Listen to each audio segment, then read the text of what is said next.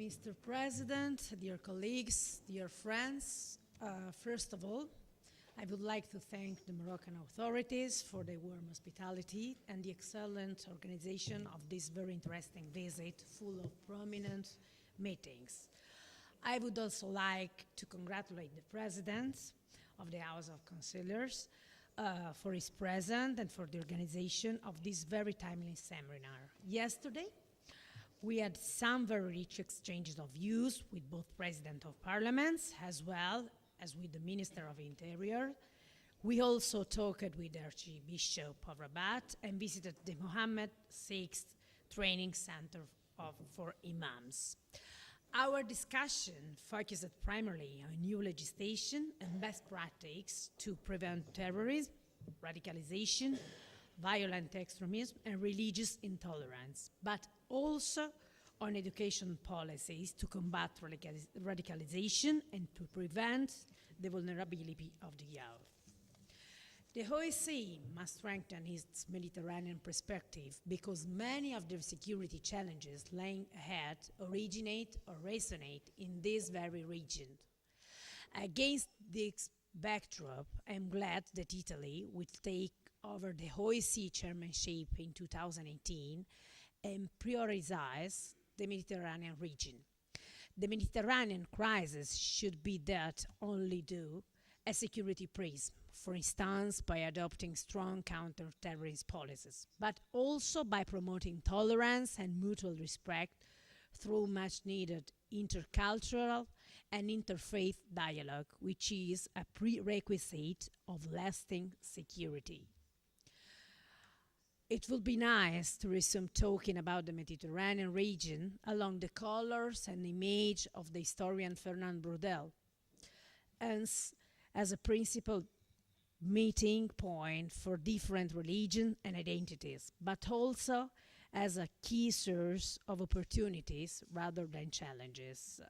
Before and over the floor to Mr. Abbadi, I want to inform you that he's circulating a list for who want to speak, to take the floor. So please write your name on this list. And as I do not aspire to take more time from our distinguished panelists, I immediately hand over the floor to Mr. Ahmed Abbadi, Secretary General of the Rabita Muhammadiyya of Ulamas. Please, Mr.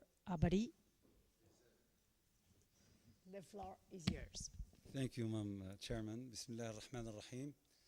وصلى الله وسلم على سيدنا محمد وعلى آله وصحبه أجمعين. يطيب لي الترحاب بالجمعية البرلمانية الأوروبية وأعضائها المتميزين. وبحكم أن جل الموجودات والموجودين في القاعة يتكلمون باللغة الإنجليزية، فأستميح إخواني أخواتي الناطقين باللغة العربية أن أنتقل إلى اللغة الإنجليزية تيسيرا للتواصل المباشر مع إخواننا أخواتنا ضيوفنا في هذا الصرح المبارك.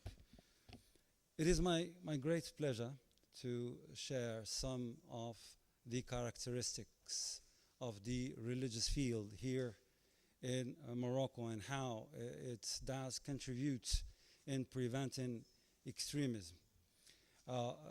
If there is one main big characteristic to be pointed here, it would be the fact that in Morocco we have been under the leadership of His Majesty, who happens constitutionally also to be the commander of the faithful. We've been keen to respect this multi-dimensional approach. It is not just securitarian, nor just religious, nor just economical or social, but it is all of it, and it needs to be synchronized, harmonized, and this in an organicity that would free a dosed amalgamation that would be then able to cure some of the emanations and symptoms of that disease. Here in Morocco, the religious field is an pillared field. It is engineered, architectured in a 6 shape dimension. The first pillar, the main pillar, is the commanding of the faithful. The commanding of the faithful here, Imarat al-Mu'mineen, is not just aesthetical, but it is functional. It is constitutional because it is regulating the components of religiosity here in Morocco. It is inclusive because in Morocco we have also a Jewish component which has been stipulated in the preamble of our Constitution 2011, which means that this regulation and this arbitrage cuts the grass under the feet of any pretensions of manipulation or any trials to hijack the words of the Almighty in all their beauty, because they've been, as a matter of fact, hijacked, and not just in the religion of Islam, but in many, many religions who failed into what we would call a codification, because they've been entrapped and enclaved in the unique legalistic dimension, honoring the fact that any religiosity has 2 main gates: the gates of beauty, of love, of compassion, and also the gates of majesty, which is the gates of do's and not do's, licit, illicit, and right and wrong, and so on.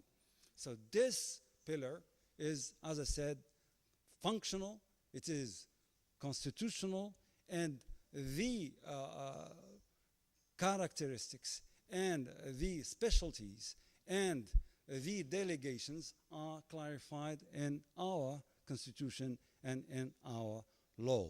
It is not a type of legislative magma. It is articulated and it is clear and it is even measurable, and it is respected by the Commander of the Faithful himself. The second component would be a component that would guarantee proximity with the citizens. I'm talking here about the fatwa dimension. We have witnessed in the late years of the late century, 20th century, that there was a big cacophonia in the field of fatwa. We have a poetry in Arabic that says, وَكُلٌّ يَدَّعِي وَصْلًا بِلَيْلَى وَلَيْلَى لَا تُقِرُّ لَهُم بِذَاكَ. Everybody pretends that they are in connection with Layla, but Layla doesn't recognize any of those pretensions.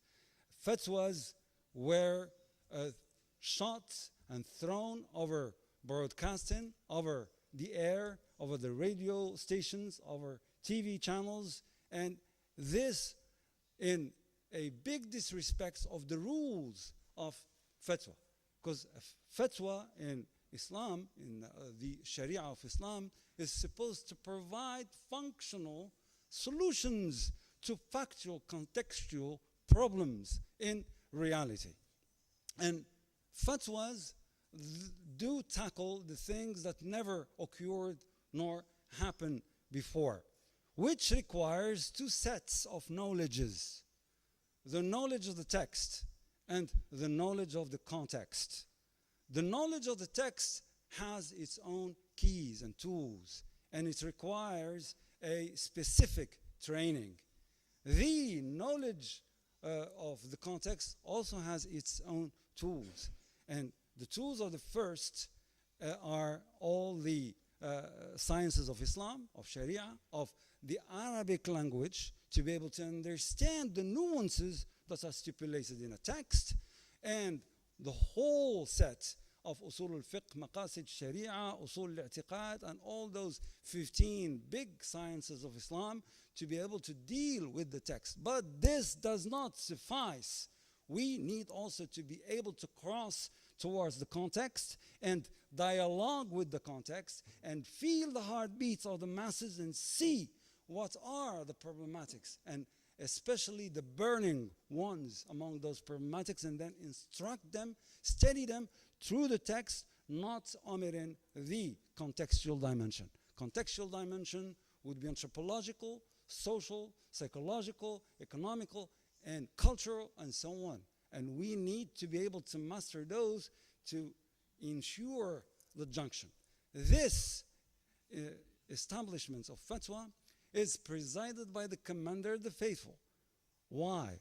Is it because he's the king? No. It is because he's the head of the state, and because he is the unique person that would have access to the whole sets of data that would be required to look at very specific problems that would touch to peace and war, that would touch to the live conditions of the citizens in a specific given country. We would need statistics, very sensitive ones, to be able to tackle accurately a problematic that would require this fatwa.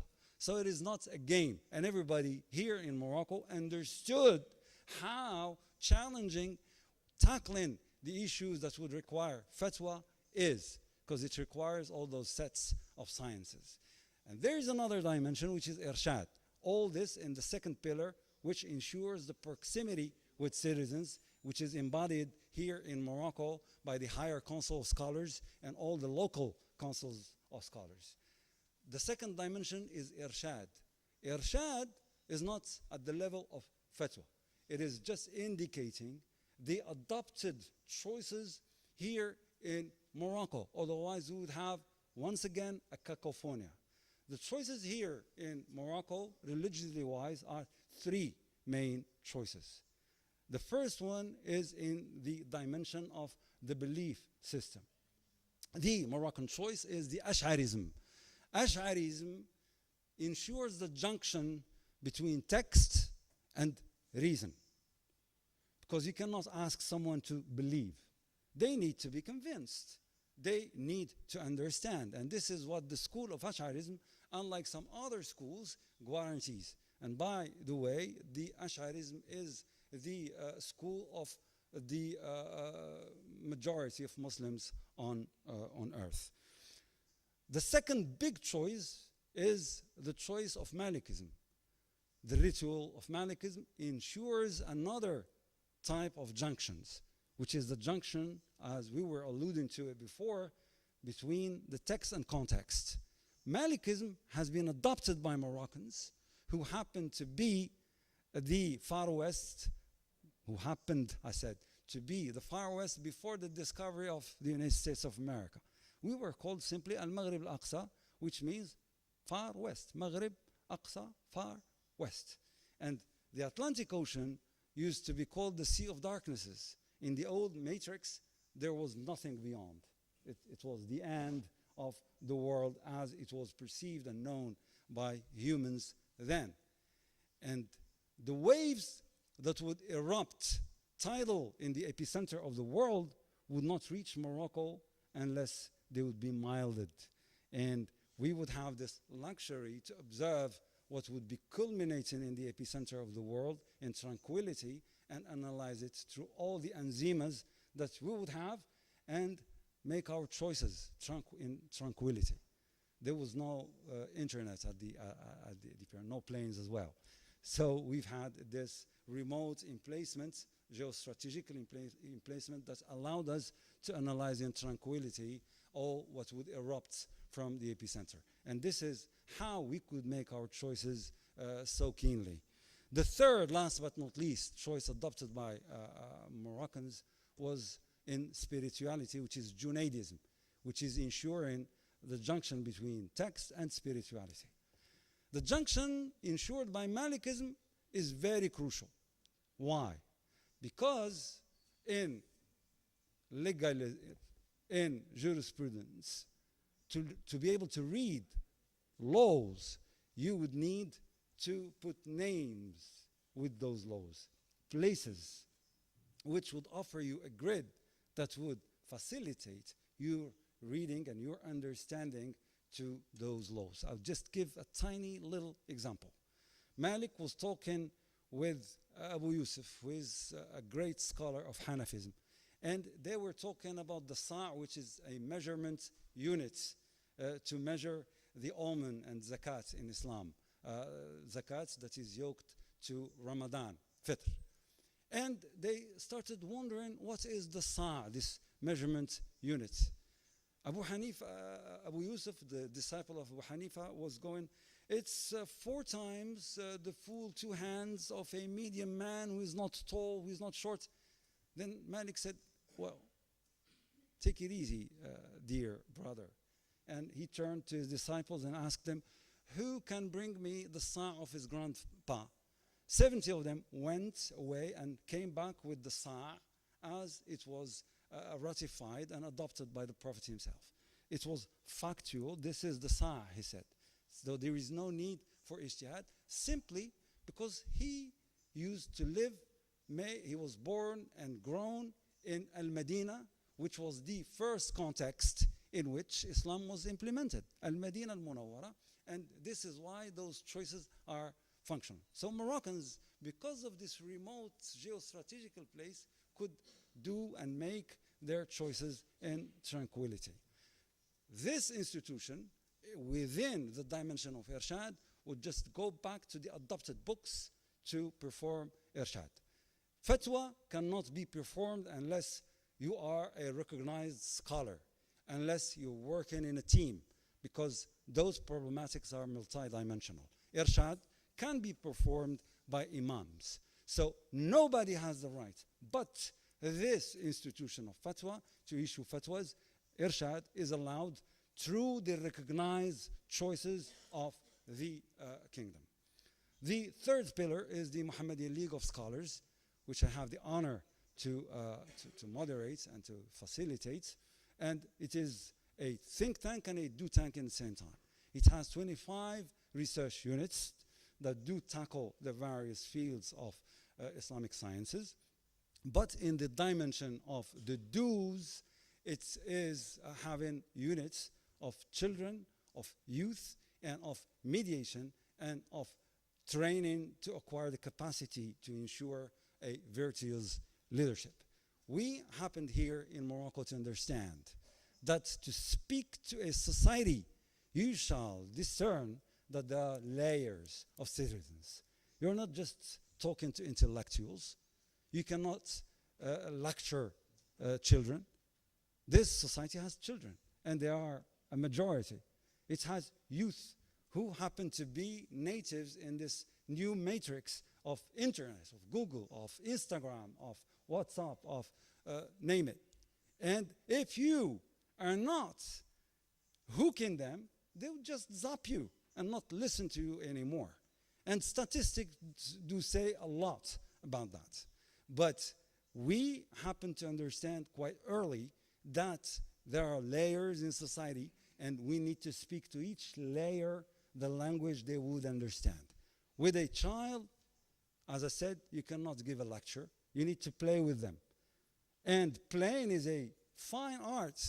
You need to be able to know what interests those kids. What are the games that would hook them? And when we look at the marketplace in this regard, we would find very rapidly that most of the video games are very violent, very brutal, to the point that a child would not reach the age of 18 unless witnessing no less than 100,000 crime scenes. In the news, in the games, in the movies, in the series, and so on. What are the alternatives? How can we work ourselves and provide colorful, joyful video games that would interest those kids and would present an alternative to what they're using in terms of gaming and video gaming? And this is why we've been inviting all over the place Stanley to step in. We've been inviting Microsoft to step in, and other societies to give us a hand in shaping videos and video games that would hook our kids and our young children in order to prevent them from using those violent video games. Here, we faced a big problem, which is how not to be a control freak, how not to personify and corporify once again, the old song of the Pink Floyds, hey teachers, leave us kids alone. We don't need no education. We don't need self-control. Hey teachers, leave us kids alone. How to not be a free control and to dictate to those children what to do. How to accompany them in inventing their own video games and their own cartoons. We've been sailing in this direction in partnership with the UNICEF, and we are including some other organisms and other know-hows to enrich this expertise and to be able to talk with kids about this. Because you cannot wait until a kid reaches the age of 20 and then starts talking to them about how bad violence is and how bad extremism is, and they'll not listen to you. They would have already made their choices. The second layer, big layer, is youth. And this layer definitely requires another set of know-how and creativity. You need to accompany them because our youngsters are bored from our continuous trials to control them and to dictate to them what to do. They want to do it by themselves. They want to interact within themselves. And if you have something to provide, it will be some building up of capacities, some logistics, and maybe some expertise that you would offer to them. And let them do what they gotta do among themselves. Just watch and intervene to propose, to suggest, and not to dictate, because they would just zap you, as I said. We've been tackling here in the Kingdom of Morocco, working in schools. And we're talking here about 7,300,000 pupils. And they would not listen to you if you don't give them space and margins to act by themselves. And this is why we've adopted this peers-to-peers education and approach, and we started training our youth to acquire those capacities that they would share in radio, through TV station, on the net that they would create. We are, dear audience, in the time of the GoPro camera. And one GoPro camera does not cost over 500 euros, can match CNN and BBC today if there is the know-how that would allow the interaction. So we allowed our kids to interact, and now it is culminating, and we're hoping for the best in this regard. And then we have this mediation, because you need a medium discourse. If I speak now with you, even though you are the elite, the cream of the cream, if I start talking a talismanic theological language, you would simply zap me, because you would not connect with it. It is not your expertise nor your field of interest.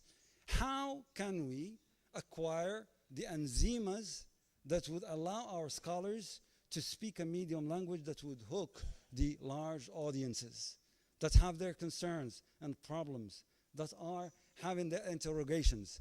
How to get to those interrogations and interact with them in a clever way that would not insult the intelligence of the masses of your country or of the world.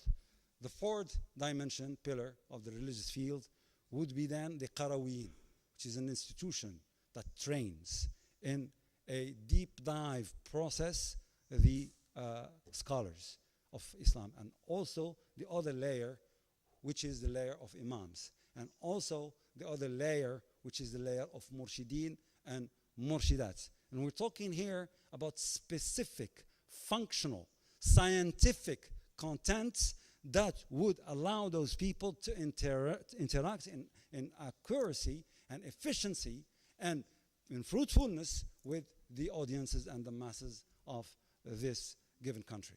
The fifth pillar is a fine dimension, which is Sufism, simply.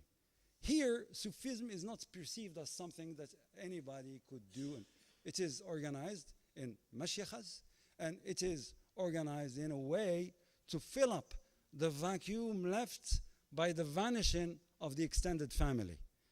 You know that families in the late century were extended, and you had the grandpa, the grandma, the uncle, the auntie, who would interact in educating and in offering solidarity. When it vanished and we crossed to the era of nuclear families, the extremists could infiltrate through that gate to recruit, because they were simply offering solidarity. You're alone, come to us. You'll not be alone anymore. You're jobless, come to us. Wifeless, come to us. We'll marry you to the most pious and beautiful lady in the world. Husbandless, come to us. We'll marry you to a jihadist stallion. You need money, here's the money of God. We're all brothers and sisters. And this was supposed to be done by the extended family or by the Sufi orders through the gates of beauty I was alluding to moments ago. Now in Morocco, there is an awareness about this functionality of Sufism. It is not just an aesthetic dimension, it is functional, and there is a restructuration under the guidance of the Commander of the Faithful to demonstrate some of the functionality of this first and big pillar. Last but not least, the sixth pillar is logistics, and this is ensured by the Ministry of Islamic Affairs here. It is in charge of building up mosques, it is in charge of paying wages, it is in charge of overseeing what is happening within the mosques and so on. It is this very dimension that oversees also the endowments, because people give away for the sake of the Lord, and this endowment needs to be overseen in a efficient manner. I would like now to switch to the second part of what I wanted to share with you, which is that we're here, as I said, in a structure of complementarity and multidimensionality. We're not just talking security, we're not just talking economy, we're not just talking social dimensions, nor psychological dimensions. We're talking about all of it. And thus, the pieces of the puzzle, when they would join each other, they need to free and equilibrated and a beautiful picture, not something which is having the Cyrano de Bergerac imagery and metaphor. We need to have it structured and dosed. And this is why there is a big deal of coordination and complementarity in those regards. The part we're in charge of is the part of deconstructing the discourse and knowing from where does this magnetism that allows recruitment derives. Where does it come from? Why is it powerful? Why do they have this ability to recruit? And going through their literature, their videos, their Snapchats, their tweets, their YouTubes, we've discovered the following issues. That this discourse is based on dreams. The arena is the arena of Morpheus. And those dreams are 5 main dreams. The dream of mastery. Because in a world such as ours, where there is a big deal of complexification, of intricacy, and the speed is this high, as you know, every second you have a flood of information that you cannot even analyze, you cannot even know. And this would drive our youth into perplexity and confusion. When you have someone who will tell you, hey, I have the infused science, I have the key for your perplexity, I have the answers for your confusions. You know, it's binary.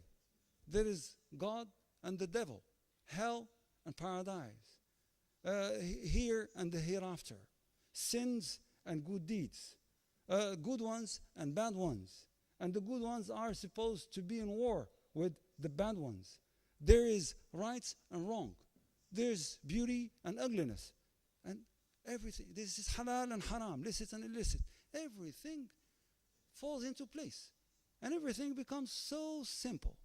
And it would be like a talismanic cure for their perplexity. And they would just embrace it. Because it gives them this lyric, this chimera of efficiency, that they are mastering their existence, and that they are the ones qualified to judge and classify people in this world. And they would say who is good and who is bad. This is the first dream of mastery.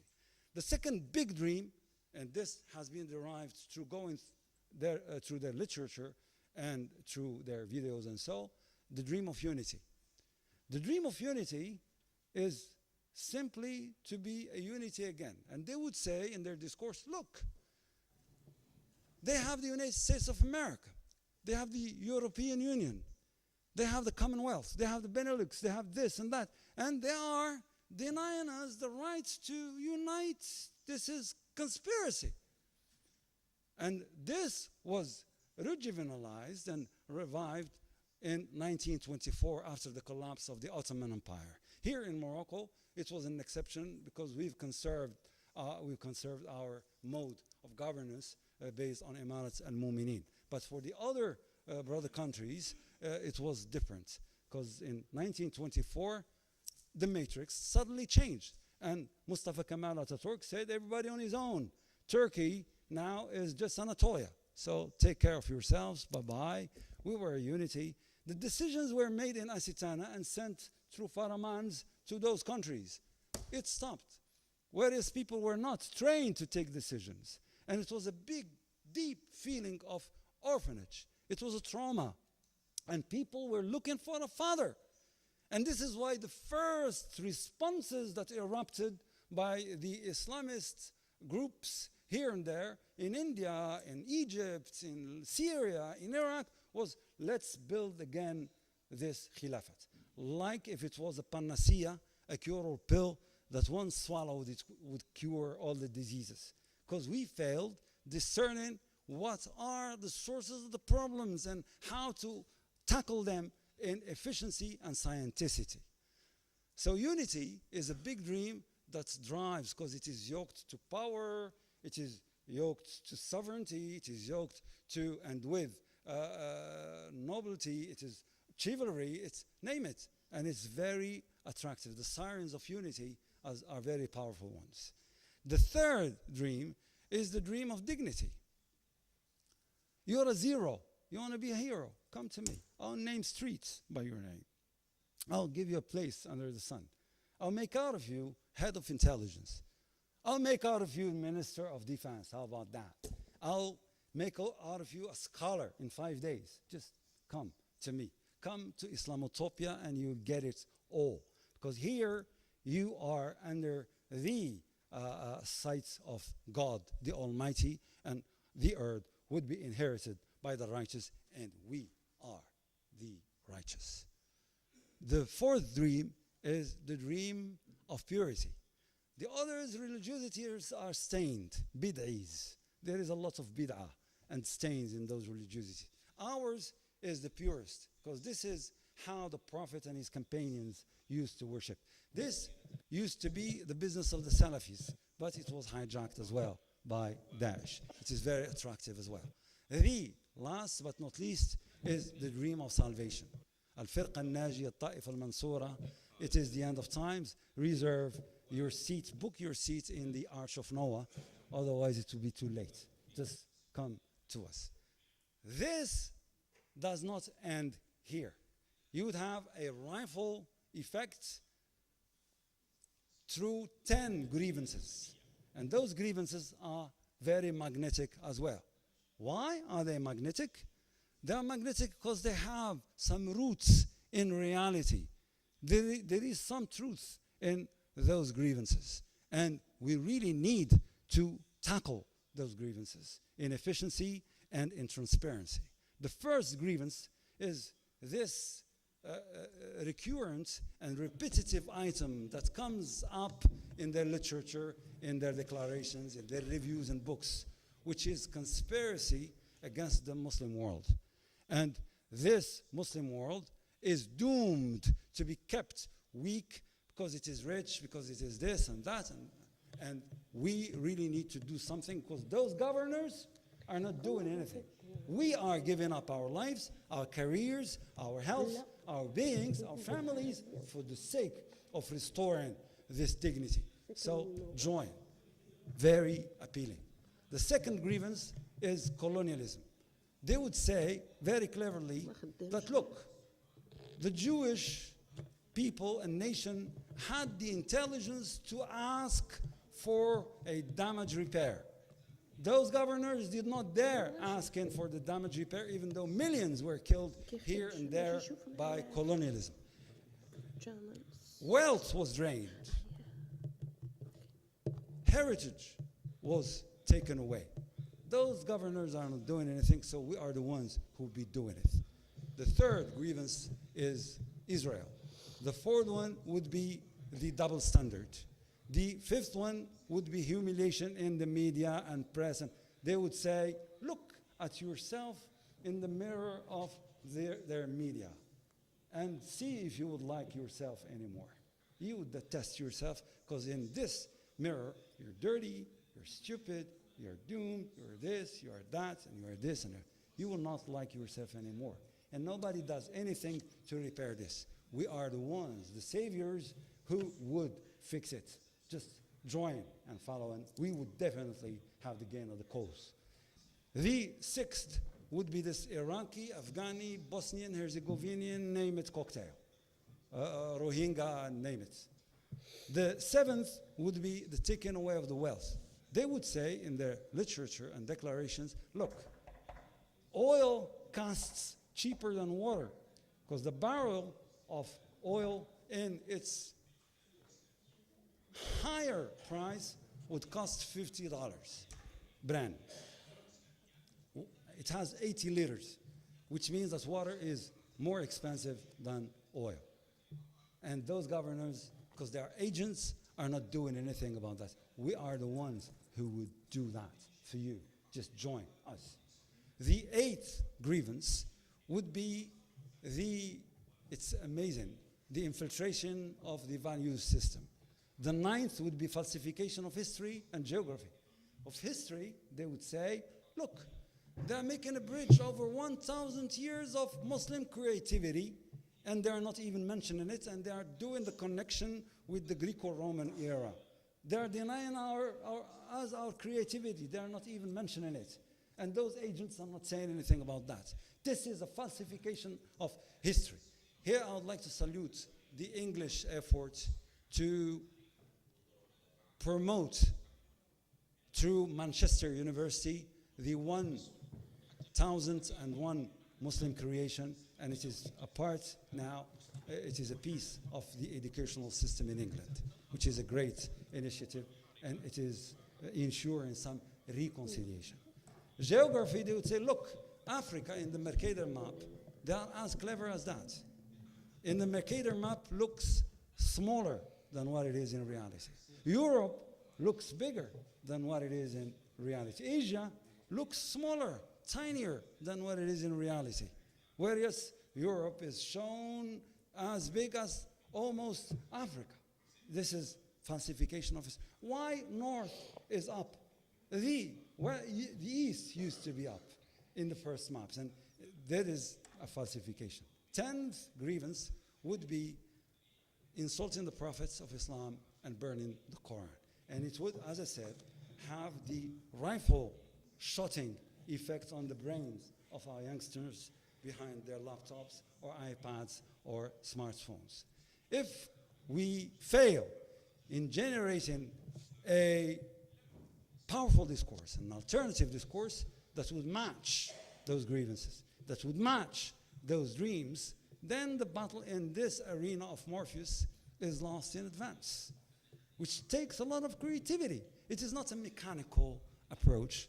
It is a deep digging approach in the text and in what they say, with a great vigilante and awakeness that would follow hourly basis, not just daily basis, what they produce and shoot in the blue cloud, which means that we need to train people who would be able to do that.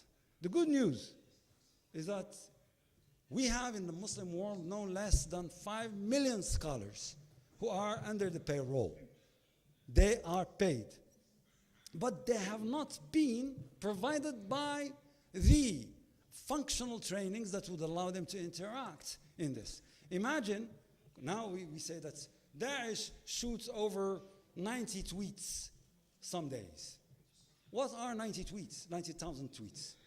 If we have 5 million scholars who are empowered and who are able to interact, let's say 3 million of them are lazy, and they would not understand what is all this new technique.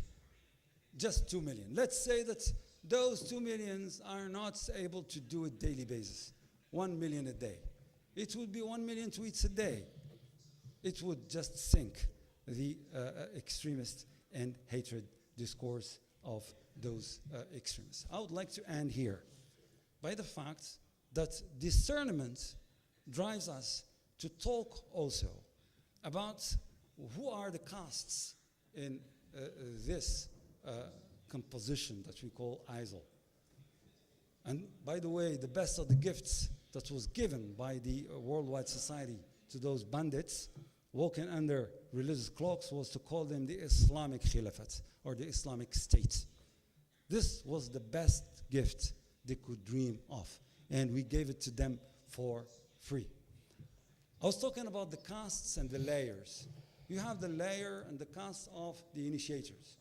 Al-Baghdadi, Shikau, Zarqawi before, all of those who are considered to be the initiators. There's nothing to say with those people, with those folks. Moreover, those initiators have been swallowed by the mercenaries, who happen to be the second layer of this structure. Those mercenaries, at most of the times, do not have anything to do with religion, because they are mercenaries and smugglers of oil, of gas, of antique articles, of various minerals of those countries, and name it. They would be smugglers of weaponry. They would be smugglers of communication, who are being paid very highly, and who connected to all the networks of mafia and mobs throughout the world, who are trying to have a foot in placement in those areas of the world, which means that we need to understand that what we see and what we witness is generated by a caste that is invisible and non-discernible, and there is nothing to say with those. The third are the naives, those doctors, those scholars, those teachers who immigrated for the sake to live an Islamic clean life in Islamotopia. But they would discover very soon that they were just played and that they were manipulated. With those, there is a lot to say. But the fourth caste would be the wood for the oven, those youngsters who are just brought to die there. There is a fifth layer. Our children, our kids in our houses, who would be connected in the night or in the daytime with one of those websites that are communicating those dreams, those grievances, and those Sharia arguments, 25 of them. I will not bore you with details, and how to prevent those audiences on the net with a healthy, powerful, magnetic discourse. Here, and I would end with that, we realized that we need all our novelists, we need all our poets, all our satire people, all our movie makers, all our artists who draw cartoons and video games for the kids, all our engineers to step in. Moreover, we've realized through experience, because we've had battles going and coming back with those people on the net. They've destroyed our websites. The day we've launched some articles about deconstructing their discourse, the 2 following hours, our websites crashed down, which obliged us to rebuild firewalls again, anew. I was trying to say that those audiences are there waiting for a convincing discourse, powerful discourse that would not insult their intelligence. And we need to have all those creativity people stepping in to generate dreams, to generate horizons, to generate projects for our societies and to point a role for each one of us among our youngsters to be proactive, not just to react, but to act. They used to have the comfort of saying, we produce the narratives, and they would just counter the narratives. We have reversed the steam. Here in Morocco, we are producing the narratives now, and they are the ones who would have the burden to deconstruct them. Thank you for your attention.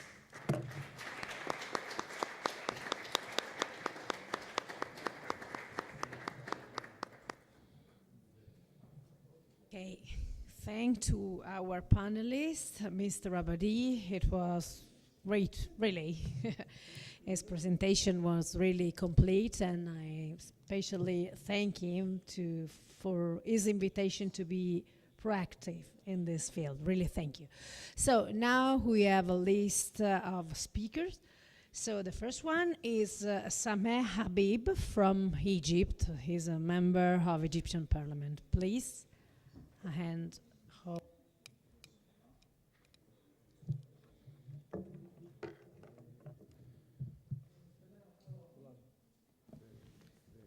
نحن نتقدم بخالص الشكر والتقدير والاحترام إلى جلالة الملك محمد السادس على المجهودات المبذولة بالمغرب في كافة المجالات، كما أيضا نتقدم بخالص الشكر والتقدير والاحترام إلى مجلس المستشارين على رأسه السيد حكيم بن شماش رئيس مجلس المستشارين، والسيد الفاضل المحترم محمد بيك الباكوري رئيس الشعبة المغربية بالجمعية البرلمانية لمنظمة الأمن والتعاون الأوروبي، وأيضا السيد عبد الكريم الهمس وفريق العمل على كرم الضيافة وحسن الاستقبال، فشكرا لحضراتكم جميعا. كما نتقدم أيضا بخالص الشكر والتقدير والاحترام إلى المنصة الكريمة على رأسها السيدة ماريتيا تيدا المحبة لمصر.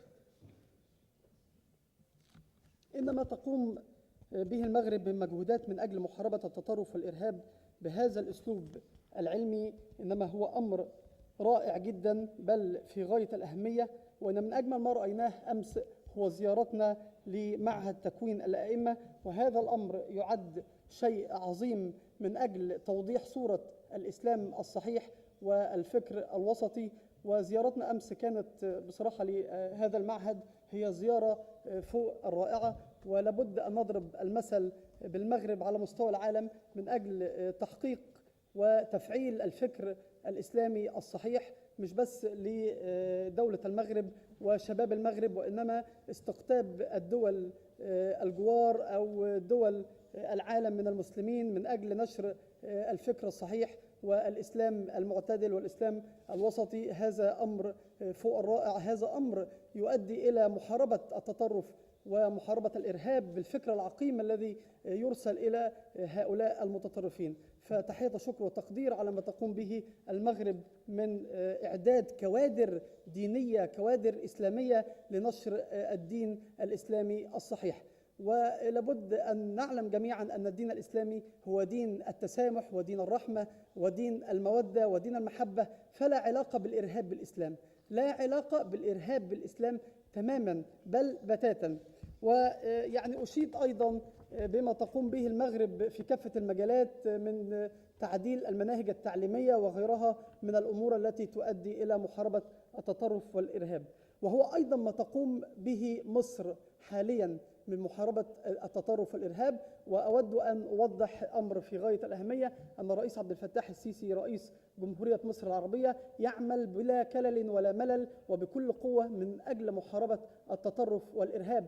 وما يحدث لدينا أيضا في مصر هو هناك نموذج بسيط من إعداد الدعاة وتجديد الخطاب الديني عن طريق وزارة الأوقاف المصرية، وبالفعل الحمد لله بدأنا نشرح في هذا الأمر من أجل تصدير الدين الإسلامي الصحيح بالفكر الوسطي المعتدل الصحيح، وهو ما تقوم به مصر حاليا. وأيضا الحمد لله قمنا في الآونة الأخيرة بقيادة الرئيس عبد الفتاح السيسي بتعديل أيضا مناهج التعليم وتحقيق العدالة الاجتماعية، لأننا جميعا نعرف أن الإرهاب هو ظاهرة عالمية وللأسف الشديد ظهرت في مصر في عقد التسعينات، أعتقد في نهاية التسعينات، وبدأنا كمصر نعمل بكل قوة من أجل محاربة التطرف والإرهاب في كافة جوانبه. ونحن كمصر نعتبر من أوائل الدول على مستوى العالم التي طالبنا بتعريف معنى الإرهاب، سواء الإرهاب ده كان له أسباب عديدة منها الفقر والجهل والبطالة وغيرها، والحمد لله بدأنا في إرساء الديمقراطية داخل المجتمع المصري. وأود أن أشيد بالدستور المصري المعدل في 2014 من أجل تحقيق الديمقراطية داخل المجتمع المصري، حيث نص الدستور على تمثيل الشباب والمرأة كفئات كانت مهمشة من قبل بنسبة 25% للمحليات، وأيضا في البرلمان المصري. ونحن كنموذج برلماني مصري نمثل الوفد المصري في البرلمان، أصبح في البرلمان المصري تمثيل رائع للنواب والنائبات من كافة الطوائف التي كانت مهمشة من قبل، على رأسها المرأة. فيبلغ عدد النائبات في البرلمان المصري حاليا حوالي 90 نائبة مصرية، وهذا الأمر ما كانش موجود قبل كده. أيضا هناك تمثيل للفئات اللي كانت مهمشة من النواحي الدينية، فهناك تمثيل لعدد كبير من المسيحيين والمسيحيات الأقباط، وأيضا هناك تمثيل للشباب، وأنا ممثل عن الشباب المصري، وأيضا هناك تمثيل لذوي الاحتياجات الخاصة المعاقين. الحمد لله هناك إرساء للديمقراطية داخل المجتمع المصري، ونحن ندعم دولة المغرب الشقيق فيما تقوم به من الحد من ظاهرة التطرف والإرهاب، ونحن بكل قوة أيضا نعمل على الحد من ظاهرة التطرف والإرهاب. وشكرا لحضراتكم جميعا، وأكرر شكري إلى دولة المغرب الشقيق.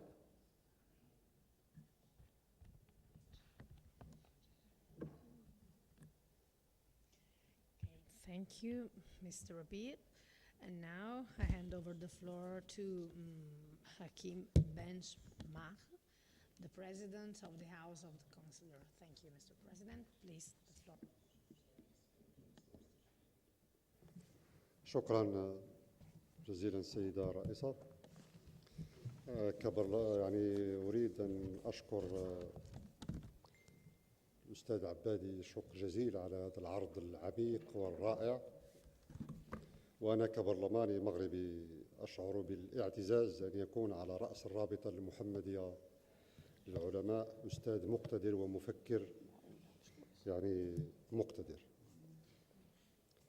قضية تفكيك الخطاب الإرهابي، أو على الأصح تفكيك ذلك النمط